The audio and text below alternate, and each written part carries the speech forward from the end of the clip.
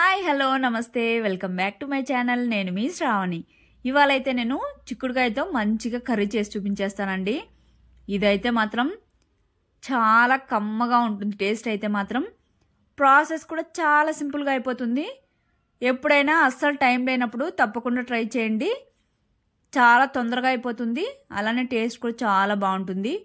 ఎందులోకి తిన్నా కూడా సూపర్గా ఉంటుంది.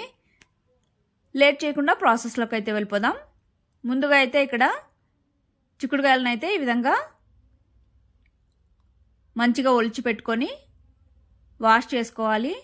వీటిని అయితే మాత్రం రెండుగా తీసి మరి ఒలుచుకోవాలి, లేదు అంటే మధ్యలో ఎక్కువ పుచ్చులు ఉంటాయి. ఇవి ఒలుచుకొని వాష్ చేసుకున్న తర్వాత పక్కన పెట్టేసుకొని ఇప్పుడైతే మిక్సర్ జార్ తీసుకొని ఇందులో సాల్ట్, అలానే మీ స్పైస్కి తగ్గట్టు కారం, తర్వాత వేయించిన పల్లీలు వేసుకొని ముందుగా అయితే కచ్చపచ్చగా మిక్సీ పట్టుకోవాలి. తర్వాత వెల్లుల్లిని కూడా వేసేసుకొని పల్స్ ఇచ్చి మిక్సీ పట్టేసుకోవాలి. ఈ విధంగా ఈ పొడి మాత్రం కాస్త బరకగానే ఉండాలి. తర్వాత పక్కన పెట్టేసుకొని ఇప్పుడైతే స్టవ్ మీద కడాయి పెట్టుకొని ఆయిల్ అయితే వేసుకోవాలి. ఆయిల్ హీట్ ఎక్కిన తర్వాత ఆవాలు, జీలకర్ర, అలానే కరివేపాకు కూడా వేసుకొని చిటపట్లాడనివ్వాలి. తర్వాత ఆనియన్స్ అనేవి ఈ విధంగా సన్నగా పొడవుగా కట్ చేసుకొని వేసుకోవాలి. వేసుకున్న తర్వాత ఆనియన్స్ని ముందుగా కాస్త మెత్తబడేంత వరకు ఫ్రై చేసుకోవాలి. ఆనియన్స్ అనేవి మెత్తబడ్డ తర్వాత ఇందులోకైతే రుచికి తగినంత సాల్ట్, ఆల్రెడీ మనము పొడి చేసుకున్నాం కదా, అందులో కూడా వేసుకున్నాము కాబట్టి చూసుకొని వేసుకోండి సాల్ట్ అయితే మాత్రం. అలానే పసుపు, తర్వాత పావు స్పూన్ దాకా ధనియాల పొడి, పావు స్పూన్ వేయించిన జీలకర్ర పొడి వేసుకోవాలి.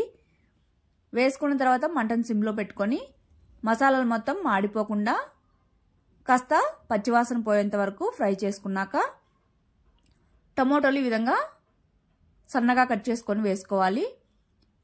టమోటాలు వేసుకున్న తర్వాత టమోటా అనేది కాస్త మెత్తబడితే సరిపోతుంది, మరీ గుజ్జులాగా అవ్వాల్సిన పని లేదు. ఈ విధంగా ఫ్రై అయ్యాక మనం వాష్ చేసి పెట్టుకున్న చిక్కుడుకాయలను కూడా ఇందులోకి వేసేసుకొని మనం వేసిన మసాలాలు మొత్తం మంచిగా ముక్కలకు పట్టేలాగా ఈ విధంగా కలుపుతూ 2-3 నిమిషాల పాటు మగ్గించుకుంటే సరిపోతుంది. ఈ విధంగా మగ్గించుకున్న తర్వాత అయితే వాటర్ అయితే వేసుకోవాలి.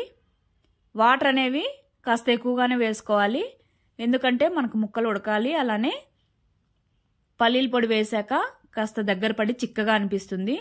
ఇక చల్లారాక ఇంకా ముద్దగా అయిపోతుంది కాబట్టి వాటర్ అనేవి ముందుగానే ఎక్కువ వేసుకొని ఒకసారి సాల్ట్ అవి చెక్ చేసుకొని వేసేసుకొని మీడియం ఫ్లేమ్లో మూత పెట్టుకొని ఒక 3-4 నిమిషాలు ఉడికించుకుంటే సరిపోతుంది. ఈ ముక్కలు అనేవి కాస్త త్వరగానే కుక్ అయిపోతాయి. అలా అని మరీ మెత్తగా కుక్ అవ్వకూడదండి, కాస్త మనం ప్రెస్ చేస్తేనే మెత్తబడాలి. ఆ విధంగా అయ్యేంతవరకు కుక్ చేసుకుంటే సరిపోతుంది. చూసారు కదా, ఇక్కడ ఈ విధంగా మాత్రం కుక్ అవ్వాలి. ఈ విధంగా కుక్ అయిన తర్వాత మనం మిక్సీ పట్టి పెట్టుకున్న పల్లీల పొడిని కూడా వేసేసుకొని మొత్తం బాగా మిక్స్ చేసేసుకోవాలి. మిక్స్ చేసుకున్న తర్వాత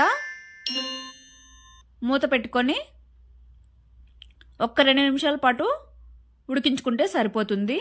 మరీ ఎక్కువ ఉడకాల్సిన పని లేదు. చూసారు కదా, ఈ విధంగా మిక్స్ చేసుకొని మూత పెట్టుకొని కుక్ చేసుకుంటే సరిపోతుంది. తర్వాత అయితే కొద్దిగా కొత్తిమీర వేసేసుకొని ఒకసారి కలిపేసుకొని దింపేసుకొని సర్వ్ చేసేసుకోవడమే. వేడివేడిగా ఎందులో తిన్నా కూడా చాలా అద్భుతంగా ఉంటుంది.